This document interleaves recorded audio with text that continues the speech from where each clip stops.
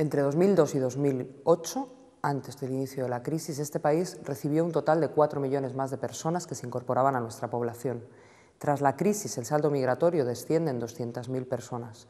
Desde entonces hasta hoy, la política migratoria no ha respetado el derecho fundamental reconocido en la Declaración de Derechos Humanos de la libre circulación y el derecho a entrar y salir libremente de los países.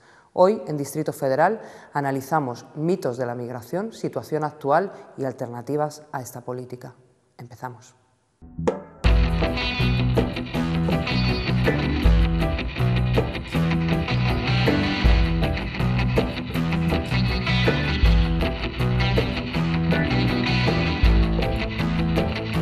Como en todas las crisis económicas, siempre hay luchas sociales que son más evidenciadas, quizás porque nos afectan de una forma más directa, y otros temas que se quedan en el olvido. Es lo que ocurre cuando hablamos de cómo las políticas de los recortes que llevan aplicándose desde hace tiempo afectan a las comunidades inmigrantes. Por eso hoy nos hemos venido a Lavapiés, a este barrio en el centro de Madrid, donde conviven personas de diferentes nacionalidades y que a través de sus luchas y de la participación ciudadana han conseguido convertirse en un referente cuando hablamos de la defensa de los derechos humanos.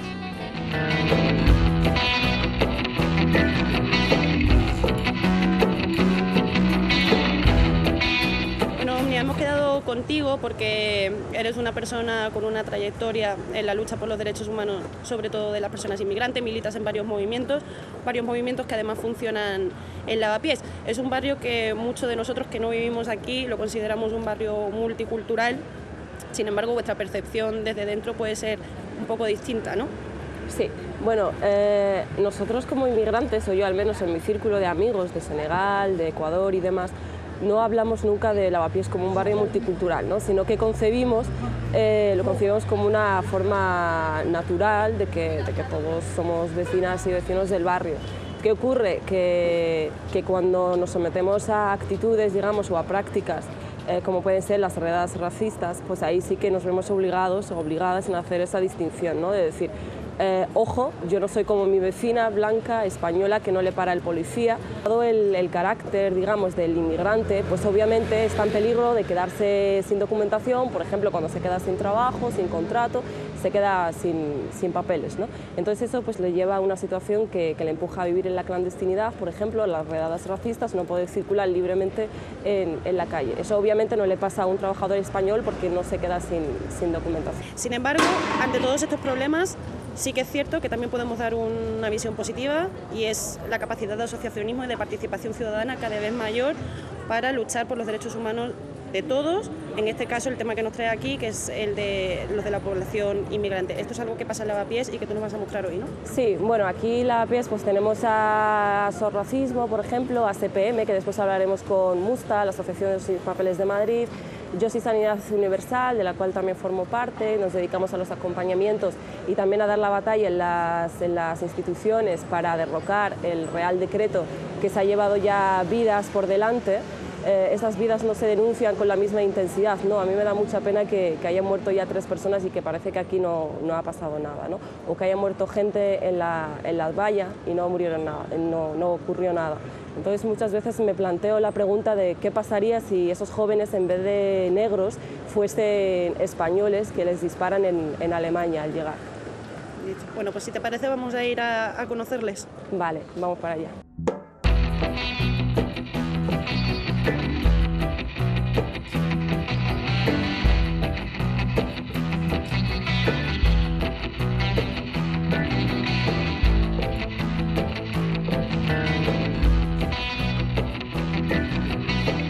Bueno, Pablo, Alejandra, dos compañeros de Yo Soy Sanidad Universal. Contadme qué es este movimiento, sobre todo a partir de qué necesidad surge. Bueno, en abril de 2012 se publicó el Real Decreto, el 16/2012, que bueno, pues ha generado un nuevo modelo de exclusión sanitaria, donde muchos colectivos, entre ellos las personas migrantes en ciertas situaciones, pues no tienen acceso a la sanidad, no tienen la posibilidad de realizar pues su derecho a la salud. Entonces en abril de ese año, del 2012, nos juntamos pues ciudadanos, ciudadanas con esta preocupación del cambio de modelo y lo que la exclusión iba a significar para mucha gente y para todos, ¿no? En cuanto al sistema. personal médico, personal administrativo, ciudadana, o sea, todo tipo de personas nos juntamos, ¿no? Con la idea de, pues, de hacer algo, ¿no? De buscar protestar contra este cambio y sobre todo generar un anticambio, ¿no? Una marcha atrás a lo que teníamos antes. Fue cuando se habló de la objeción de conciencia y de la desobediencia, ¿no? Con la idea de ahí surgió nuestro nombre, ¿no? De continuar atendiendo, de continuar acudiendo al médico, de continuar actuando como en el sistema, como creemos que tiene que ser este sistema. ¿Qué acciones hacéis para llevar a cabo esa desobediencia? Que este Real Decreto supone un cambio de modelo que ha tomado a los inmigrantes, a las personas que no tienen permiso de residencia, como la punta de lanza de este cambio de modelo.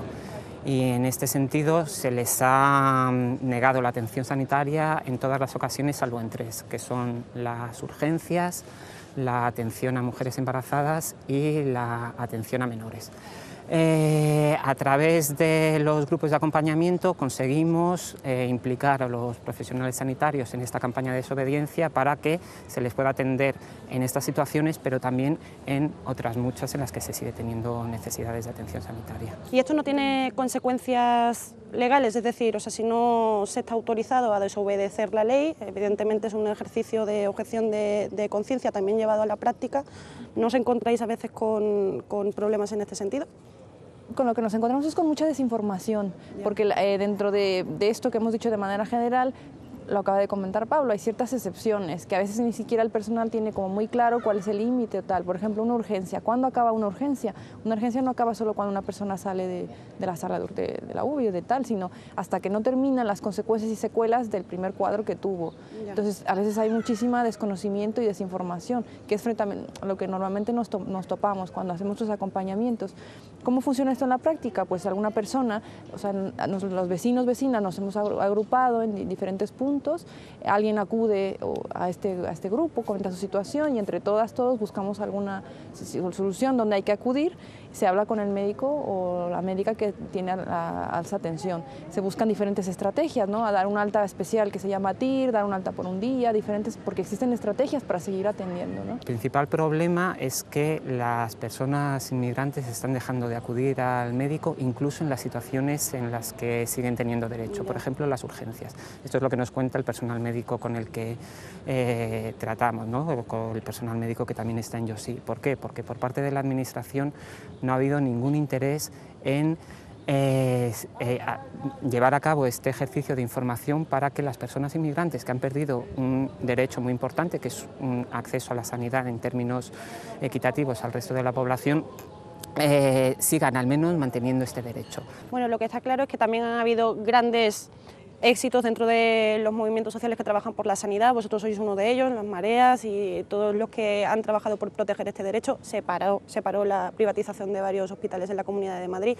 A pequeños avances van habiendo, ¿no? Entonces me gustaría saber cuáles son los caminos que vais a seguir y por dónde hay que encaminar esta lucha para seguir cumpliendo objetivos, ¿no? Pues lo que pretendemos es seguir con nuestra estrategia de desobediencia. En ese sentido, pues invitamos a todas las personas que tengan algún interés en participar en ello, pues que se metan en la página web de YOSIC, donde hay un mapa de diferentes grupos y cualquiera puede acudir. Obviamente no tiene que ser ni personal sanitario ni trabajar en una institución sanitaria. Cualquier vecino o vecina que quiera hacerlo, pues puede continuar, ¿no?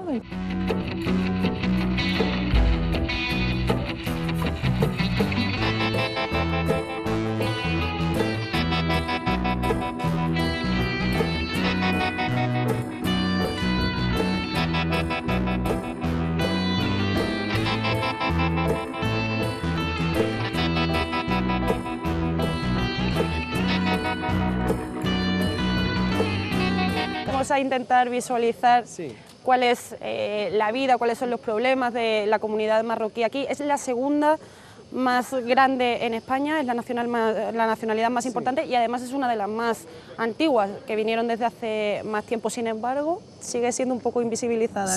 Sí, el problema en sí es que son víctimas de un doble juego. El primero es que han venido aquí no por una elección, han venido por obligación, porque ahí en sus países nunca tuvieron la oportunidad de vivir dignamente. Entonces, vinieron aquí por obligación para hacerse el futuro y para vivir tranquilamente. Y una vez aquí, pues por culpa de muchos factores que hemos nombrado, de factores internos de la comunidad marroquí y de factores del sistema en sí, porque aquí se les trata como mercancía a corto plazo, es decir, una mercancía que como una fast mercancía, así que generas con ella el boom inmobiliario al trabajo y una vez que se acabó, pues se acabó y todo el mundo se olvida de ella. Creo que es importante que para que conozcamos cómo es y cómo vive la comunidad marroquí en España hay que entender un poco de dónde viene. Sí. Entonces, esto es un poco también la historia que lleva vuestra asociación, Sí, ¿no? sí. Se pueden equiparar un poco. Entonces, Claro. para que nos podamos situar, cuéntanos por qué nace esa asociación, en qué características, por qué la traéis aquí, Sí. porque yo creo que eso nos va a dar un entendimiento mayor de Sí. la población marroquí. Sí, como has dicho, se puede hacer un paralelismo entre la historia de la Asociación Marroquí de Derechos Humanos y la comunidad marroquí. Bueno, la asociación lleva desde el 79, pero hubo muchos periodos donde no desapareció, pero el trabajo estaba obstaculizado por la represión del régimen. Tenemos más de 14.000 afiliados y somos, bueno, creo que también hay de las pocas asociaciones que tienen independencia económica total, porque dependemos de los recursos de nuestros miembros y así podemos generar un discurso sin límites y sin ataduras. Y eso, llevar esta historia a la comunidad marroquí es lo mismo. Entonces, asistimos a gente que lleva aquí más o menos 20 o 30 años, pero su único fin es personal, es sacar dinero y volver ahí en Marruecos. Pero como la ecuación cambió, porque antes se podía comprar ahí en Marruecos muy barato y ahora la ecuación cambió, entonces ni siquiera puede comprar en Marruecos para tener un futuro ahí y ni siquiera se puede quedar aquí tranquilamente. Desde la Asociación Marroquí de Derechos Humanos lo que queremos es que esta gente, que no es culpa suya, que se les trata así, ni por parte de las autoridades de aquí, ni del régimen de Marruecos, que intente por lo menos organizarse. O sea, ¿cómo se defienden los derechos humanos sabiendo que el mismo régimen de Marruecos aquí sigue actuando y sigue transmitiendo el mismo mensaje? Hablabas antes y me gustaría que me ampliaras un poco esa idea, porque son problemas que vienen de dentro y de fuera y que confluyen, ¿no? Y se dificulta mucho más vuestra labor. Claro, claro. En las mezquitas están cogidas por el Estado de Marruecos, por la embajada, para decirlo muy claro. Y entonces el mensaje que se difunde es el mismo mensaje para que la gente no avanza intelectualmente, para que la gente siga con el mismo rollo como han venido desde Marruecos. Pero el objetivo no es ni entrar en conflicto con nadie, el objetivo es que habla por sí solo. Como es la gran comunidad marroquí aquí, pues solo el hecho de organizarse y unificarse, esto sí que da marcha adelante a todos los proyectos que necesitan ellos mismos y que necesita todo lo que vive. Y en concreto, Sadi, por último, ¿qué acciones hace o cómo trabaja la asociación para que esta participación ciudadana de la comunidad marroquí se dé? Tenemos abogados que nos tramitan cosas personales de ellos y luego de esta parte, de este conjunto de la gente que las solucionamos sus cosas, pues algunos vienen. Pero lo hacemos así por hecho y viene, por ejemplo, ahora vienen 30%, 40%. Luego los 70% desaparecen, y así se puede conseguir, porque si no tenemos ningún contacto, porque el contacto real es un contacto de interés personal. Y luego se traslada al interés colectivo y así llevarlo a otra dimensión. Pero estamos en ello.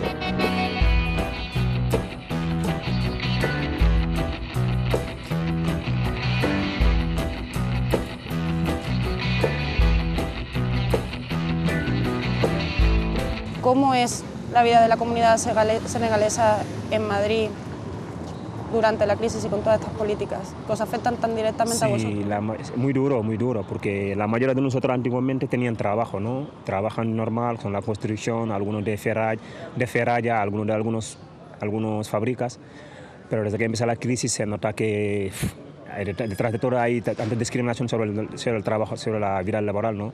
Porque si trabaja una empresa que trabaja con máximo 5 personas, un extranjero, a lo mejor si empezaba a quitar, primero quitar el extranjero. En los últimos momentos, la mayoría de la gente que trabajan antes, algunos han ido a Senegal voluntariamente sin volver, otros han ido a otros países de Europa.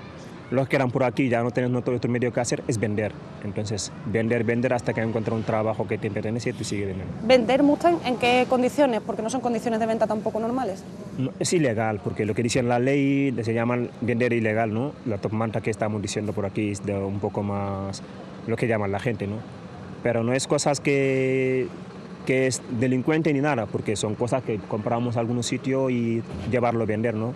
Mientras que la gente que le compra también tiene la misma necesidad que nosotros, porque son gente que quieren cosas, pero no tienes medios suficientes para comprar cosas, algo caro en las tiendas de marca que hay por aquí en Europa, ¿no? Pero no tiene nada que ver lo que dicen los medios de comunicación, es que somos delincuentes, somos gente de mafia, estamos en una red de Al-Qaeda, pero todo eso es mentira, todo eso es una filtración para que los gobiernos y la gente se mete entre los inmigrantes y los manteros. ¿Por qué muestra esa criminalización constante de la comunidad inmigrante por parte de los gobiernos y en consecuencia también de mucha gente, ¿no? Mucha gente, porque claro, de una parte es que aquí los medios de comunicación hacen una filtración entre los inmigrantes. A lo mejor si eres negro tú sufres más que un blanco, un inmigrante, ¿no? Los que gobiernan hacen su cosa como les da la gana y hacer sus leyes para discriminar las cosas y prohibir la vida social y la integración, porque esto es lo que hacen los gobiernos españoles, ¿no? Intentar prohibir la solidaridad, la convivencia, porque poner leyes para diferenciar a la gente, mientras que están para unirnos, se pone leyes para diferenciarnos, para separarnos, para que cada uno tiene miedo con la otra. Una de dos, o se pierden las esperanzas o te asocias y creas comunidad. No, yo pienso que a lo mejor si una persona que ha decidido dejar su país y su familia, lo que más quiere en su vida, y elegir tu tierra, a lo mejor, como nosotros los senegales decimos la teranga, es como se dice un proverbio senegalés, dicho que la teranga es una persona que está abierto. Entonces, una persona que deja todo viene contigo, tiene que irlo con las manos abiertas, porque a lo mejor se aprende de ti cuando vuelvan a su tierra que no vas a volver. Pero yo veo a gente que han llevado aquí casi 10, 20, 15 años, una vez que van a Senegal no quieren volver, porque a lo mejor se ven, cuando están por aquí están sufriendo, pero cuando vuelven a su tierra sabes que se han perdido tanto tiempo, entonces tienen que recuperar este tiempo, a lo mejor no vuelven por aquí. ¿Por qué? Por la forma que le tratarán por aquí, por tema de la policía, por tema de la gente, porque aquí hay muchas discriminaciones de personas y psicológicamente, porque imagínate, si eres negro, te subes en un autobús, la gente sabe que el negro no se sienta en su lado, y tú te sientes como discriminado. Para tratarlo como tú, tienes que intentar conocerle qué tipo de persona es. Entonces, a lo mejor nosotros venimos preparados, porque en nuestro país, nuestras familias te educan primeramente porque tenemos educación familiar. Entonces te educan, te dan clase, mientras que a lo mejor de nosotros la mayoría tiene 3 idiomas que hablan o 4. Son gente que han nacido para intentar salir por fuera. Entonces porque sus familias han preparado a hablar wolof, algunos inglés, francés, hasta español. Entonces cuando llegas aquí la gente te corre porque dice que eres un delincuente, es una gente que tienes que darle miedo porque la imagen que vende por África siempre es la pobreza, la miseria y los enfermos. Entonces la gente que no sabe nada no son racistas, son gente cerrada que no saben lo que existe en otra parte del mundo. Pensar que todos los negros llevan virus en su cuerpo, todos los negros entran delincuentes porque son pobres, entonces una pobre si te ven con dinero te roban, te agrede, pero encima eso no la es. Somos gente normal, gente corriente que quieren trabajar con ganas de realizar algo en nuestra vida, ¿no? Para acabar con todos esos mitos Mustang, ¿qué tenemos que hacer? Nosotros, por ejemplo, ¿qué podemos los españoles, hacer? A lo mejor no puede decir que nada, abre su casa y dice los inmigrantes que vengan, ¿no? Pero los que están por aquí casi 20, 15 años, que le intentar dar suficientes materiales para que su integración está mucho mejor. Los africanos que vienen para aquí vienen para luchar, porque se han vivido una situación mucho más difícil que vivir en España. Porque imagínate levantar una casa que te vas a esperar un día sin comer, o a lo mejor tu familia no puede ni mantenerte. Por eso la gente lucha para saltar la valla y venir aquí. Entonces, detrás de todo eso hay un problema, entonces este problema hay que solucionarlo. Entonces, para solucionar el problema es que estos países donde viene la gente hay que saber qué problema hay por ahí.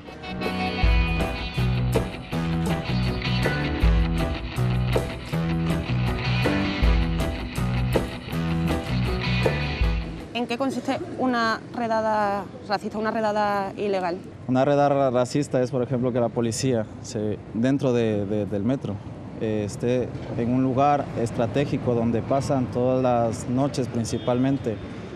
Y de hecho es gente no es gente que sale de fiesta, no es gente, son currantes, son obreros inmigrantes que salen a lo mejor a las 12, 10 de la noche, hasta la 1 de la noche de trabajar, y se ven con la situación de que gente, policías nacionales los detengan, ¿no? Ellos hablan de detenciones aleatorias para como controlar un poco la cosa, ¿no? Pero realmente es una concepción totalmente racista la que ellos emplean, porque todo lo que sea inmigrante o todo lo que tengan unos rasgos de inmigrante son los que están retenidos y los tienen en fila. O sea, lógicamente toda la gente que va llegando no son capaces de identificar a todos a la vez, pero los retienen ahí. Y después de la detención, me imagino que algunos vuelven a su vida normal y otros a lo mejor no, ¿no? Otros no, claro. En Carabanchel, en Oporto, está allí el CIE da Luche, aquella comisaría que realmente no sabemos muy pocas cosas de lo que pasa adentro, ¿no? Al no estar regularizado por ningún tipo de norma, como sí que tienen, por ejemplo, las cárceles de presos comunes, pues allí realmente eso lo lleva el Ministerio del Interior y la Policía Nacional, ¿no? No sabemos qué pasa allí, hay muchas denuncias de maltrato dentro. Ha muerto gente porque realmente las condiciones allí no tienen ningún tipo de... O sea, sanitariamente no hay un tipo de cobertura hacia todos, ¿no? Y David, ¿no está ampliándose un poco más la sensibilidad con este tema, sabiendo que ahora mismo somos también nosotros los que estamos emigrando a países como, por ejemplo, el tuyo, que además pone facilidades para que vayamos? En general yo diría que no, ¿eh? Realmente se está haciendo todo este tipo de experimentos con el lenguaje.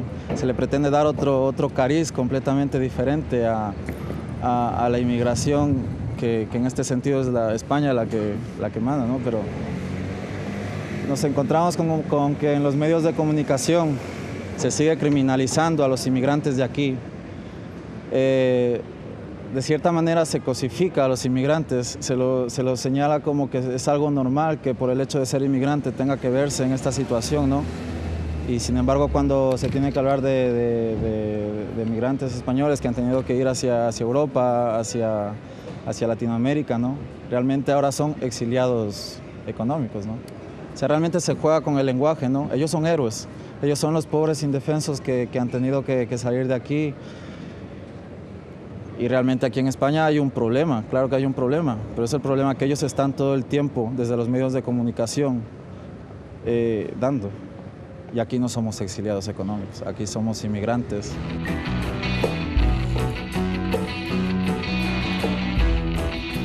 En primer lugar, Omnia, gracias por facilitarnos este recorrido. Sí que me gustaría sentarme a hablar contigo un poco de las conclusiones y del papel y la ganancia que esto supone para los estados, ¿no? Que es un tema, elevarlo un poco más hacia lo político, que es lo que nos está faltando para entender por qué pasa todo esto.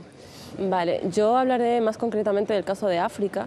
No podemos hablar de la inmigración aquí en España sin hablar del expolio de las élites económicas europeas que ejercen en el continente africano. ¿Qué ocurre? Que no podemos convertir una crisis política, en este caso, en una crisis humanitaria. En cuanto a la respuesta que dan los estados una vez aquí en España, no es nula. O sea, realmente en el momento que nos enteramos de algún avión, de deportación, desde las embajadas y los consulados no hay respuesta, ¿no? Es más, ellos se reciben de cada avión que sale, que llega a Dakar, por ejemplo, y se reciben un porcentaje de dinero. Entonces, no denunciar eso a mí me parece que es fundamental contarlo. Y claro, si conociéramos más la situación, por ejemplo, política que atraviesan diferentes países de origen, probablemente entenderíamos mucho más su situación aquí, ¿no? Pero esa ignorancia se sigue manteniendo por algo. En el caso de Marruecos, por ejemplo, España habla de Marruecos como un Estado democrático que en transición, no solamente eso, ¿no? Sino que el resto de los países árabes tienen que aprender de Marruecos, ¿no? Donde a día de hoy pues, tenemos casos de secuestros, persecuciones, presos políticos y demás, por el hecho solamente porque salen a manifestarse, ¿no? Entonces, España, por ejemplo, no se corta, ¿no?, en halagar de alguna manera al rey de Marruecos, que es una de las personas más ricas del mundo. En Marruecos a día de hoy hay gente que no puede ir al médico, etc., etc. ¿Qué caminos hay que seguir y qué está en nuestras manos hacer, ¿no?, para ir mejorando todas estas cuestiones? Si la tierra es de quien la trabaja, si Madrid es de quien la trabaja, yo creo que formaciones políticas, como puede ser el caso de Podemos, de Izquierda Unida, etc., tienen que empezar a hablar de los inmigrantes en la misma medida que lo hacen de los migrantes. Bueno, vamos a empezar contigo, Amparo González, socióloga experta en migraciones, en ciclos migratorios, investigadora del CSIC. ¿Cómo pasamos de ser un país que recibe unos niveles de inmigración, que somos el país que más inmigración recibe en el ciclo económico alcista, a ser un país que expulsa a buena parte de su población? Pues pasamos muy rápido, como suele pasar casi todo en este país últimamente. Bueno, es obviamente un ciclo de cambio demográfico que está asociado al cambio de ciclo económico y en parte también asociado al boom del sector de la construcción, pero no solo. Hay otros factores que influyen, como la incorporación de la mujer al trabajo, hay una demanda laboral muy importante en el sector de los cuidados y esto es un elemento también bastante distintivo, no único, pero bastante distintivo en intensidad en el caso español.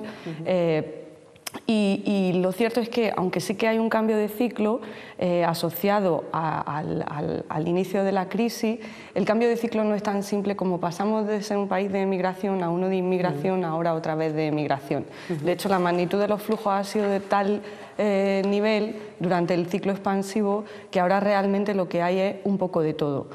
Los flujos de entrada no han desaparecido, obviamente se han desacelerado, pero sigue habiendo un número importante de entradas anuales, ha cambiado su perfil, normalmente reciben más permisos de corta duración que de larga duración y esto va a tener repercusiones sobre la dinámica de entradas y salidas, pero también sobre el proceso ulterior de asentamiento. Hay un proceso simultáneo de adquisición de nacionalidad, con lo cual la frontera entre quien es inmigrante y extranjero y quien es simplemente de origen inmigrante pero ya es ciudadano español empieza a difuminarse, como también se difumina o se modifica se modifican sus patrones de movilidad, porque obviamente la adquisición de la nacionalidad implica una libertad de movimiento que los que simplemente son extranjeros no tienen, y a la vez se produce un repunte de la salida de ciudadanos españoles de nacimiento españoles. Y todos esos distintos flujos están concurriendo en la actualidad. Por tanto, es un poco difícil decir simplemente, obviamente hay un cambio de ciclo, pero el cambio de ciclo va acompañado de una complejización del proceso demográfico de movilidad, ¿no?, tanto en cuanto a los destinos como a los participantes. Elena Vázquez, abogada del Foro de Abogados de Izquierdas. Se ha hablado durante mucho tiempo de la persecución de los inmigrantes que entran, la legalización de papeles, etcétera, etcétera. ¿Cómo estamos ahora mismo en esta situación? ¿Sigue habiendo muchas dificultades de acceso? ¿En qué situación está? Hombre, pues continuamos en una situación de vulneración de derechos, eso desde luego. Lo que se ha llamado la crisis y toda la situación en la que vive España ahora mismo, pues lógicamente ha influido en los derechos de los extranjeros, porque para empezar, como siempre se ha dicho, lo que se ha querido con la inmigración es traer trabajadores y en el momento que no hay trabajo o que no son necesarios, pues se intenta expulsarlos, no dejarles entrar, etcétera, etcétera, y todo esto, a mi parecer, se hace vulnerando derechos y no siguiendo procedimientos ni siquiera los que están en la ley. Entonces, la situación es mala. Es mala para poder entrar en España, es mala para poder estabilizarse en España y es mala para adquirir lo que vulgarmente se dice los papeles, ¿no? Es complicado. Juan Lu, subdirector del diario.es, vosotros habéis hecho un montón de denuncias sobre abusos de población migrante, sobre la situación real de las diferencias entre haber nacido en un país o en otro. ¿Cuáles son los elementos centrales del mito que se construye sobre la migración y cómo hay que abordarlo desde la información para tratar de reconstruirlo? Yo creo que hay un punto de partida y es que hablamos casi siempre, incluso en momentos alcistas, de los inmigrantes como una población que no se le considera ciudadana, sino que son compañeros de piso, pero de prestado, ¿no? Es como si pensáramos que el Estado es una empresa y le estamos dando a gente que viene una acreditación temporal para que pase por el torno y esté con nosotros trabajando, pero luego el Estado hace un ERE porque las cosas no van bien y entonces esas personas son prescindibles, ¿no? Y a esas personas se les cancela de un día para otro la acreditación y llegan un día al torno de la puerta de la empresa llamada país y no pueden entrar. Y a la gente que está fuera, pues un día van a encender su ordenador y no funcionan las claves de acceso, ¿no? Porque ya no son necesarios como trabajadores y entonces se tienen que ir. Y yo creo que esa es la concepción que hemos tenido de los inmigrantes que han estado trabajando, a pesar de que eran la base de la hostelería, la base de la agricultura por la que hemos recibido ayudas europeas, los tomates, la huerta, todo eso tiene mano de obra inmigrante y lo sabe cualquiera que se pase por tantas zonas de España llenas de invernaderos, ¿no? Y también la base de la construcción y de esa burbuja que se construyó sin que se quisiera pinchar durante un montón de tiempo. Por tanto, bueno, nos hemos desentendido un poco de que ellos estaban haciendo ese trabajo fundamental y ahora pues les hemos cancelado la acreditación para seguir con nosotros, ¿no? Y sobre eso se ha construido un discurso que yo creo, y hablamos de los mitos, que ha mejorado. Es decir, yo creo que en los últimos años sí que hemos conseguido evitar un brote grave de xenofobia y racismo en España que podía ser mucho peor, teniendo en cuenta, por ejemplo, lo que sucede en Grecia o lo que sucede en Italia. Creo que podría ser mucho peor de cómo estamos. Eso no significa que haya que relajarse, porque creo que no está sucediendo porque estamos trabajando para que no suceda, ¿no? Cada uno desde su sitio. Pero yo es que creo que es importante que tengamos en cuenta que es algo que podría haber pasado y no está pasando gracias a la colaboración entre la sociedad, investigadores, periodistas y movimientos sociales también, que han impedido que se tracen líneas entre ellos y nosotros y que en realidad haya mucha más complicidad, ¿no? Entonces, los mitos que nos intentan colgar las partes interesadas en todo este asunto, que son el de vienen a quitarnos el trabajo, no, mira, no. El trabajo no nos lo ha quitado el migrante. Son violentos y peligrosos, mira, no. No contribuyen al sistema. No contribuyen al sistema tampoco. Se aprovechan de nuestros servicios públicos. Y hemos llegado al punto en el que le quitamos los servicios sanitarios a pesar de que ellos pagan IVA, ¿no? Todos los días. Ahí va a ir cuando dices, no, bueno, no ha sido para tanto la confrontación. Es verdad que no es... Claro, institucionalmente sí, pero socialmente no. Yo creo que institucionalmente hay un... Bueno, yo le pregunto a Elena porque... Hay una diferencia. Digamos que hay, bueno, en el momento incluso de máximo apogeo económico, que hay muchísimos migrantes, que además hay muchísimo trabajo. O sea, que es que no te quitan el trabajo porque es que sobra, digamos, ¿no? Y hay lugares que tienen unos repuntes brutales, ¿no? Está el Ejido, está todo el tema de la zona de Cataluña, Alcalá de Henares, o sea, hay un montón de sitios donde se producen no solo agresiones, sino, bueno, pues una política de discriminación, de separación, y eso además ha sido reforzado institucionalmente, ¿no? Estamos hablando de redadas, estamos hablando de quitar la tarjeta sanitaria, estamos hablando, y luego un elemento del que tú hablabas que yo creo que es muy dramático, ¿no? y que no sé si ellos lo habrán vivido así. Y luego estamos hablando de un montón de elementos de la vida cotidiana que también son, ¿no? Alquila un piso, lleva a tus hijos a unos talleres, a unas cosas.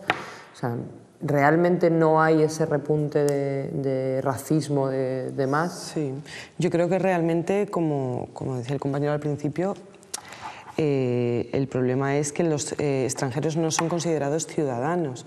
Entonces, en tanto y cuanto no son considerados como ciudadanos, como las instituciones, y se proliferan las políticas antimigratorias y de ponerle una cara de delincuencia a la migración, entonces los vecinos, los ciudadanos, que sí se consideran vecinos, ya ven una diferencia con ellos.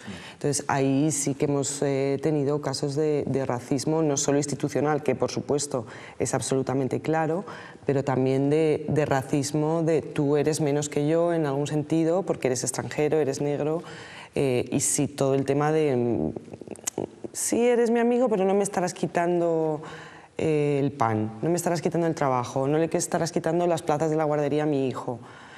en discotecas. Hay discotecas que no se permite la entrada a negros. Hay en sitios que no se puede apuntar, en gimnasios que hay extranjeros que no les han dejado apuntarse. O sea, cosas ya muy pequeñitas, ¿no? Yendo al detalle. Y quizás nosotros pues a lo mejor estamos acostumbrados a movernos con un tipo de gente en una sociedad, pero en otros ámbitos de la sociedad es muy diferente. Y las señoras de Serrano se siguen cruzando de acera cuando ven a un negro porque es un negro, es un delincuente o vende la manta, pero no puede ser un abogado que va a Serrano al Colegio de Abogados de Madrid. Entonces yo creo que aún es verdad que se ha avanzado muchísimo, es verdad que poco a poco por el trato diario, porque la gente ha visto que ha tenido que relacionarse con estos extranjeros y entonces al relacionarse en el trato diario y en el día a día ha visto que son personas y ahí yo creo que ha sido más un trabajo de cara a cara, de persona a persona, que se ha visto que, bueno, pues que al final se han hecho parejas, se han hecho amigos, las ancianas han visto cómo las extranjeras las cuidaban y eran sus propias amigas, las únicas amigas que tenían. Yo he oído a muchísimas señoras decirme, los extranjeros no son tan malos, porque la chica que me cuida es un encanto. Entonces, el trato, el día a día y la obligación de tener que convivir entre todos es lo que ha hecho que nos podamos llevar bien, pero desde luego no todas las otras políticas. Hay un elemento que a mí me preocupa, Amparo, que es hay un montón de mitos, pero sobre esos mitos se han construido políticas públicas, ¿no? O sea, que cuando se le retira la tarjeta sanitaria o cuando se le endurecen las leyes de inmigración, detrás hay una, digamos, se cumple con ese mito creado de que nos quitará el trabajo, esto tal. Y sin embargo, bueno, no hay nunca datos, ¿no?, que sustenten determinados elementos, ¿no? Tú como investigadora... Sí, en el caso de lo de la sanidad es bastante vergonzoso, o sea, cómo se llevó a cabo la reforma y cómo, pese a las demandas explícitas desde muchas instancias de una valoración de cuánto realmente se pensaba que eso estaba costando y cuánto se iba a ahorrar y de hecho de qué forma se iba luego a articular la idea de que ellos contrataran un seguro privado que valía 700 euros, no sé cuánto, que todavía seguimos sin saberlo y de hecho el drama real es el de la gente que se ha quedado sin esa cobertura y que ha intentado adquirir el seguro privado y que ha sido mareada de ventanilla en ventanilla porque no había un procedimiento real establecido para que aquel que quería y podía contribuir pagándoselo lo hiciera. O sea que realmente la estafa ha sido mayor y con consecuencias personales más graves, pero yo sinceramente, o sea, estoy bastante de acuerdo con Juanlu en lo que decía. Yo creo que las dos cosas son compatibles, es decir, es cierto que existen situaciones racistas, que existen conflictos, que a nivel local a veces se ha explotado políticamente, pero creo que si lo comparamos a nivel nacional con otros países de nuestro entorno, por suerte o por desgracia, el rango hacia el empeoramiento, hacia la agudización del conflicto y su utilización política, bueno, nos queda mucho que recorrer y tenemos muchos países que, habiendo recibido mucha menos población, menos diversa, en un plazo de tiempo mucho más dilatado que el nuestro, están en una situación de conflicto social y de politización de la diversidad, si no queremos solo de la inmigración. O sea, es que yo siempre pongo el ejemplo del Reino Unido, que tiene un gobierno conservador como el nuestro, más en minoría, que tiene menos de 80.000 trabajadores rumanos, que además son comunitarios, que nosotros hemos llegado a tener 900.000, que ahora son 700.000. Sinceramente, el grado de conflictividad en torno a este tema no tiene color, ¿no? Entonces, obviamente, la sociedad, por distintos motivos, ha reaccionado de forma distinta, pero yo sí que creo que ha habido un cierto consenso tácito entre los grandes partidos, que si no han hecho todo lo que hubiesen podido hacer por mejorar o no han tenido un discurso beligerante en la protección en la práctica, tampoco se ha explotado cuanto se puede y se hace en otros países de nuestro entorno este tema para agudizar el conflicto. Igual tengo una percepción un poco ingenua, pero quiero decir, está muy bien mirar a todo lo que se puede mejorar, pero yo creo que una medida de prudencia también es mirar a todo lo mal que podemos ir. Y en ese sentido, bueno, es sorprendente, ¿no? Creo que ahí el mérito es de la calle, es decir, el mérito son de los colectivos que han estado trabajando fundamentalmente, además, para que la otredad no fuera una línea divisoria, sobre todo en un escenario post-15M, ¿no? Y siempre pongo el mismo ejemplo, y es que la paz ha convertido al inmigrante en vecino para mucha gente. Y eso es que es tan importante, ¿no? que el movimiento antidesahucios haya conseguido que cada vez que se convoca a los medios de comunicación en la puerta de una casa, el titular no sea una inmigrante ecuatoriana será desahuciada, sino que hoy una persona vecina de cualquier barrio que se va a quedar sin casa y que otra gente que no sabemos de dónde son tampoco se pone delante de la puerta para evitarlo, eso borra las líneas divisorias entre lo que es un inmigrante y lo que es una persona de aquí, y ha hecho muchísimo por tejer alianzas dentro de los barrios y también dentro de las siguientes capas más activistas y hacia arriba hasta tocar lo institucional, ¿no? Por eso lo digo también, porque conozco las realidades de otros países, porque también conozco activistas de otros países, comparamos, ¿no? Miramos a ver qué es lo que cada uno vive en su día a día, y te das cuenta de que esas pequeñas cosas, ¿no? Sobre todo a través de cómo el 15M ha trabajado esa no diferencia, se ha conseguido evitar la aparición de cosas que, por ejemplo, en Cataluña sí que es verdad que tienen un poquito más de presencia institucional, ¿no? Por supuesto que sí. Lo que pasa es que, bueno, yo os hago una pregunta. Tú hablabas de esa otredad que se construye de una manera o que se deconstruye y que se rompen las líneas y que se borran las líneas. ¿Ha habido una construcción de esa, digamos, explicativa o de construcción de sujeto político de el problema no es el origen, el problema es la condición económica, o se desdibujan las líneas y no se construye nada?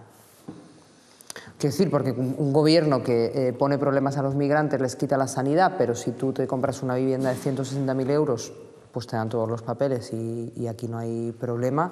Parece obvio que el problema no es un problema racista, sino clasista. Yo es que creo que... Yo creo que se mezcla. Que se mezcla, estamos de acuerdo, y que quizá este ser optimista no tiene que ver tanto con lo institucional, sino con lo hegemónico. Es decir, que creo que se está consiguiendo que nadie ponga en duda que al inmigrante no se le puede dejar atrás a la hora de hablar de políticas de lucha social, claro, políticas de avance social, políticas de transformación. Pero hay cosas que pasan y la gente no lo ve, no lo mira, no, sí, eso todo. Cuando hay repuntes, ¿no? Primero cuando pasan, bueno, las fronteras, ¿no? Y cuando pasa que la gente se queda colgada en la valla, cuando la gente se herida en la valla, cuando se le tiran pelotas, cuando tal, se reabre una discusión en la que no está tan clara la posición y donde hay mucha gente que defiende, bueno, es que no pueden entrar en aluvión. Y luego realidades cotidianas de no es que sean tratados de una manera distinta, es que son tratados no como personas, como no personas, ¿no? Como los CIES y demás, donde tampoco hay ni una denuncia, ni una... Eso legalmente lo veis más cotidianamente, ¿no? Que no... Sí. Yo creo que para empezar sí que se está haciendo un gran avance, pero yo creo que no es cuestión de comparar de qué país es el peor, ¿no? Sí, pues es verdad que hay países mucho peores, pero yo creo que es cuestión de ver que en España continúa habiendo racismo, sí que se puede mezclar un poco con el clasismo, pero que a la hora de la verdad tampoco es real, porque muy pocas personas se compran esa casa. Es verdad, eso siempre ha habido la inmigración turística, desde comunitaria, los alemanes o los ingleses y jeques árabes. Eso está claro que en un mundo donde prima el capital y el sistema capitalista, está claro que la gente que va a tener mucho dinero va a tener más facilidades, ¿no? Y la gente que está por arriba va a tener siempre muchas... Eso yo creo que está clarísimo. Pero yo también he visto racismo con gente, digamos, de un estatus social, ¿no? Refugiados, médicos colombianos, políticos colombianos, que también han sufrido racismo, profesores libaneses, gente africana, compañeros míos de máster. Yo creo que aún no tenemos asumido realmente al inmigrante o a la persona extranjera como sujeto ciudadano ni como sujeto político, y es verdad que ahora con todos los movimientos sociales, pero porque los movimientos sociales desde el principio siempre lo hemos dicho, o sea, no solo somos los españoles nosotros, sino en el movimiento de inmigrantes siempre hemos invitado al propio inmigrante a que se una a la causa para defender su causa. ¿Qué pasa? Que hay muchas veces que, claro, cuando no tienes dónde dormir o no tienes dónde comer, por ejemplo, en el caso de los subsaharianos, que para mí ha sido un colectivo muy, muy vulnerable y muy complicado, pues en un principio resultaba difícil, ¿no? Entonces yo creo que primero se han intentado luchar por cosas básicas y yo creo que ahora sí que está viendo que se están uniendo a la lucha de la defensa de los derechos, que al final tenemos que lanzar la idea de que es los derechos de los ciudadanos, ¿no? No los derechos de los migrantes, los derechos de los españoles. Aquí vivo, aquí voto y aquí... Ya, pero es que no votan. Claro, por supuesto que no votan. Eso era una campaña que no de es una cosa, claro, es que no es una cosa menor. No, por eso digo que es donde deberíamos lanzar la idea, ¿no? O sea, ¿y qué pasa? Que ahora, como a los españoles se nos están vulnerando también derechos básicos, ahora sí nos unimos todos, porque lo que se nos está vulnerando a todos es lo mismo. Entonces ahí yo creo que se han hecho sinergias muy interesantes y, por supuesto, los movimientos sociales que han estado continuamente detrás de... Claro, lo que pasa es que cuando hablamos de derechos que se violan, no estamos hablando de que nos quitan la sanidad, de que claro, es que hay un derecho de partida, que es un derecho humano reconocido, que es la libre circulación, y sin embargo, digamos que estamos en un sistema donde la libre circulación no se reconoce como derecho humano, sino que no se legisla como derecho humano, sino que se legisla como derecho económico. Te puedes mover libremente mercancías, puedes mover libremente capitales, pero no puedes mover libremente personas, ¿no? ¿Qué consecuencias tiene eso para esa vida cotidiana de la que hablaba Juanlo al principio, para esa concepción de una sociedad en la que pasas el torno o no pasas el torno en función de una condición económica y no de tu vida personal y de tu condición humana, ¿no? A ver, las implicaciones son múltiples y constantes, ¿no?, en la vida de estas personas, pero yo creo que a lo mejor desde el punto de vista de la situación actual en España, un efecto seguramente no deseado de eso ha sido que durante la crisis mucha gente que estaba dispuesta a retornar a sus países de forma temporal, a ver cómo se capeaba el temporal, incluso a dividir familias que se habían reagrupado durante el boom con una cierta rapidez y con unos ciertos beneficios, creo que para todos, no solo para las familias reagrupadas, optan por retrasar el retorno y aguantar en una situación de vulnerabilidad, por ejemplo, a ver si logran la adquisición de la nacionalidad española. No porque la nacionalidad española como tal, ni porque tengan un proyecto necesariamente de estancia permanente, ni porque se sientan particularmente llamados por la nacionalidad, sino porque la nacionalidad te garantiza la libertad de circulación. Entonces, bueno, pues seguramente una política de gestión de la residencia del extranjero más protectora, que los condena menos a la vulnerabilidad legal, que da permisos más estables, no necesaria o únicamente vinculados a la situación laboral, hubiese permitido un retorno espontáneo más numeroso y un ajuste bueno, pues más sosegado. ¿Qué ocurre? Que tú mirabas las cifras y esto que tú mencionabas, ¿no?, que la gente, yo me acuerdo en 2008 iba a congresos y había economistas españoles que decían, bueno, esto no es un problema, esto en cuanto deje de haber trabajo, la gente se vuelve y dice, no ha pasado nunca, no sé por qué iba a pasar aquí, máxime cuando en 2007 el 80% de las parejas se habían reagrupado ya en España, o sea que el proceso de reagrupación fue muy rápido, el coste de retornar cuando tú ya tienes a tu pareja, a tu hijo, te has reinstalado aquí, has empezado una vida nueva, es mayor. Entonces, pues si hubiese habido una mayor estabilidad legal, unos permisos más fáciles de renovar, no únicamente vinculados al trabajo, yo creo que esto hubiese favorecido, y de hecho hay experiencias, por ejemplo en el programa de retorno incentivado, que sin ser ideal, debemos decir que dentro de la lógica europea tampoco es el peor, se hacía a los migrantes firmar un compromiso de no retorno durante 3 años para trabajar sobre todo, pero se reconocía la posibilidad de que cuando quisieran volver, pasados esos 3 años si lo hacían, se les conservaba el estatuto de residencia que tenían en el momento de irse, es decir, que no pierde, y esto es muy importante, sobre todo porque la precariedad legal del extranjero es, en especial en España, ¿no? Cuando la gente te dice, pues una regularización, yo me acuerdo cuando daba clase que era algo que me indignaba bastante con los alumnos, porque era como, ¿vosotros qué pensáis que es una regularización? Ah, pues que se hacen españoles. O sea, realmente es que te das cuenta que la gente tiene un conocimiento bastante distorsionado a veces de lo que significan las cosas. Eran alumnos de cuarto de carrera, o sea, tampoco estaba...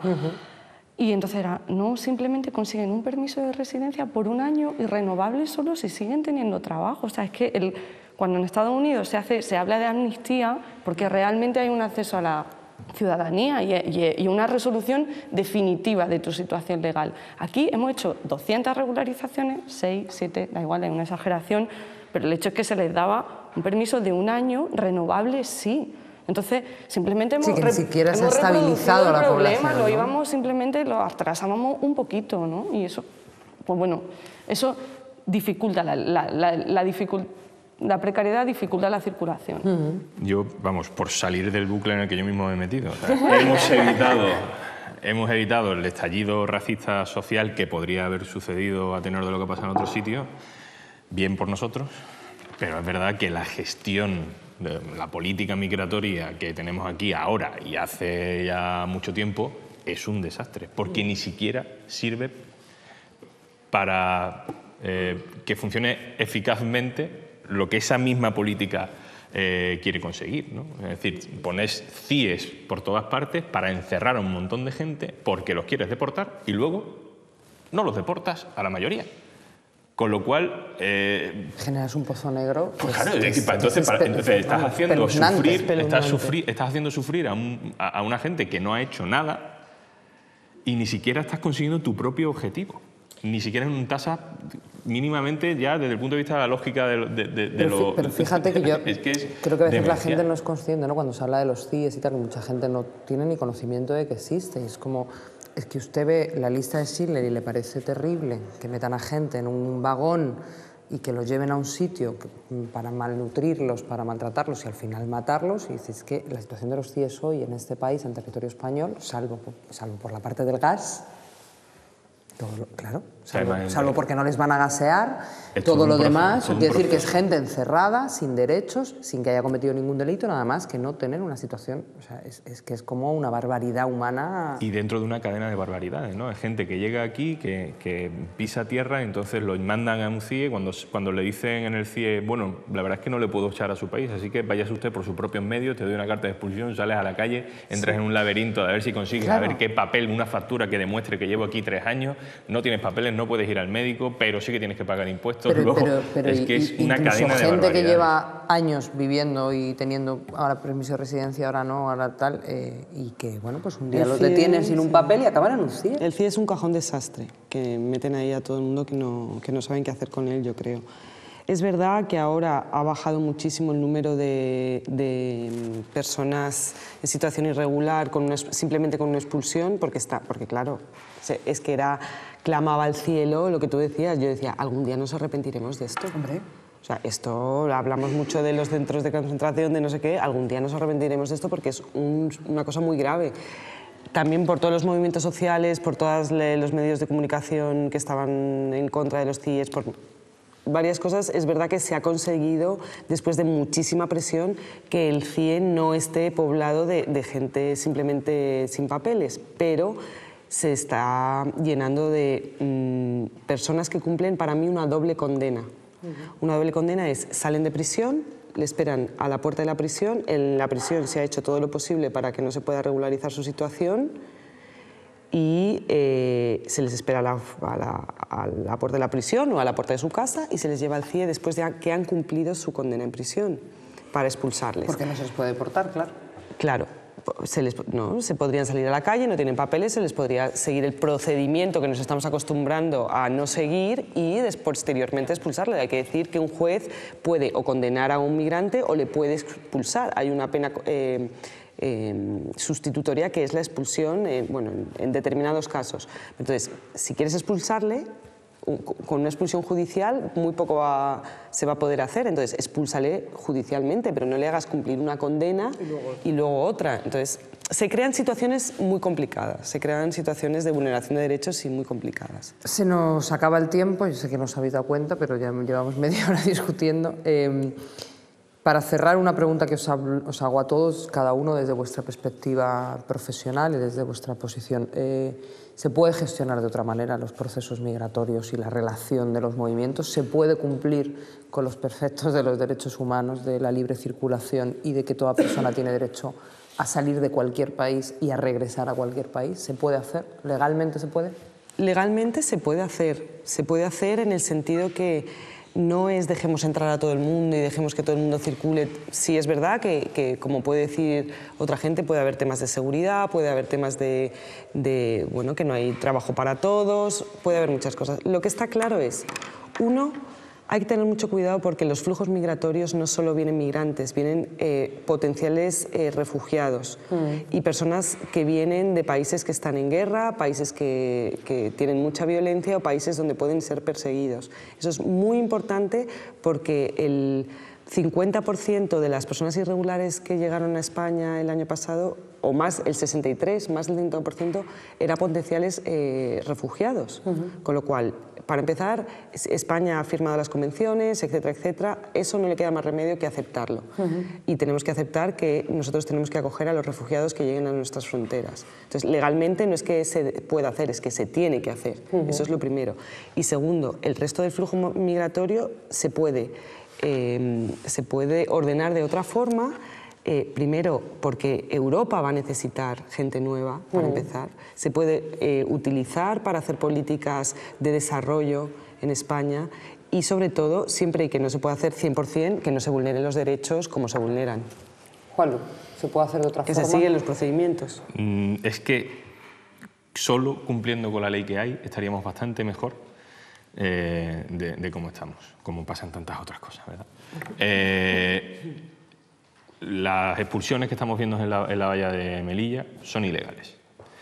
El gobierno, como lleva 12 años haciéndolas ilegalmente, este gobierno y el anterior, pues hace como si fuera una cosa normal, ¿no? Cuando de pronto pues, se intensifica la mirada periodística ahí, se dan cuenta de que tienen que hacer algo, ¿no? Y en vez de modificar el protocolo, lo que hacen es legalizar lo ilegal. Van a cambiar la ley para convertir esas expulsiones en algo que efectivamente puedan hacer sin que nadie les moleste.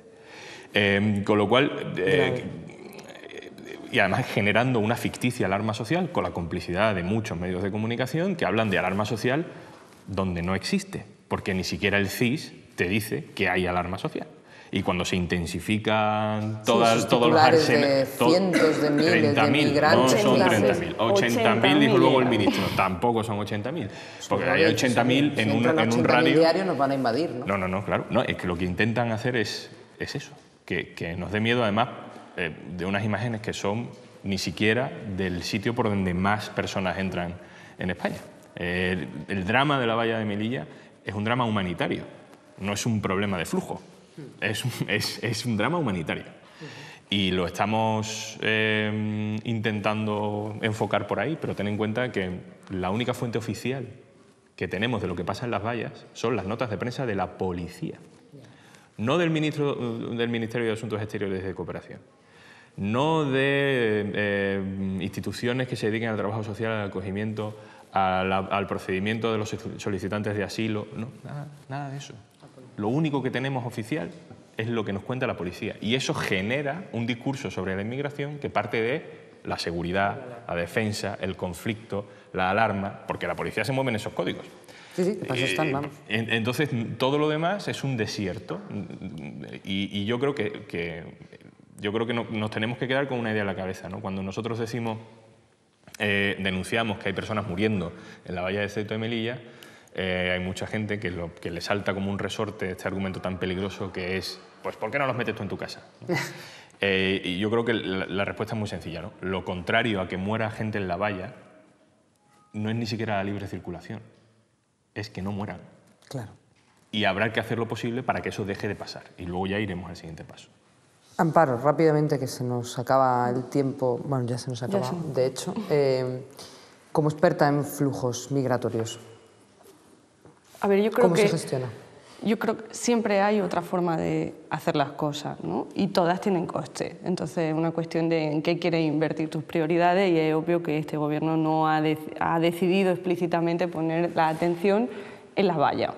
No sé si para distraernos de otras cosas, pero el hecho es que ha puesto la atención allí donde realmente hay una emergencia humanitaria y hay una necesidad de protección efectiva de los derechos humanos y poco más. Porque realmente lo que yo lamento es que en esta época de declive importante de los flujos, no se esté aprovechando la ocasión para hacer otras cosas que durante la entrada masiva o muy numerosa anterior no tuvimos tiempo, ni recursos, ni ganas, ni seguramente la experiencia necesaria para hacer. Y es el tratamiento de la diversidad y es la atención de los descendientes de la población de origen extranjero y es atender en la escuela al futuro de la diversidad que se va a quedar entre nosotros y que se podría quedar para bien, pero que las cosas tampoco surgen por generación espontánea. Entonces yo sí que veo en eso una oportunidad perdida y lamentablemente es cierto que la mayor parte de los medios de comunicación han hecho el juego al gobierno.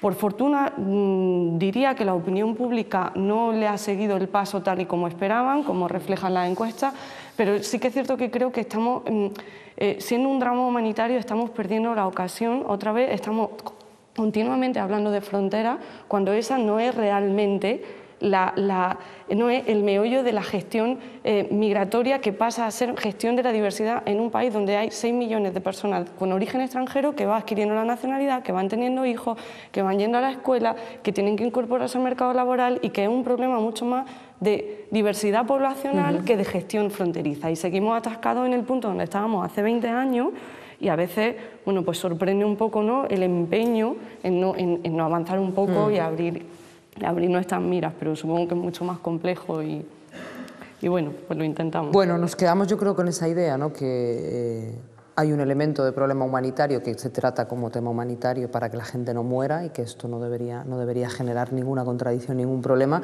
y un elemento central que es la diversidad de las sociedades en un sistema mundial en el que las cosas y las gentes se mueven y que por tanto lo que hay que gestionar en las sociedades que se construyen de manera diversa, como a muchos de nuestros compatriotas les tocará hacer sus vidas en Alemania y hacer sus vidas en Inglaterra por según nos está yendo. Os agradezco muchísimo a los tres que hayáis venido al Distrito Federal. Creo que hemos dado una visión distinta de la valla y del problema de seguridad de la migración y nada, muchas gracias. Gracias. Muchas gracias.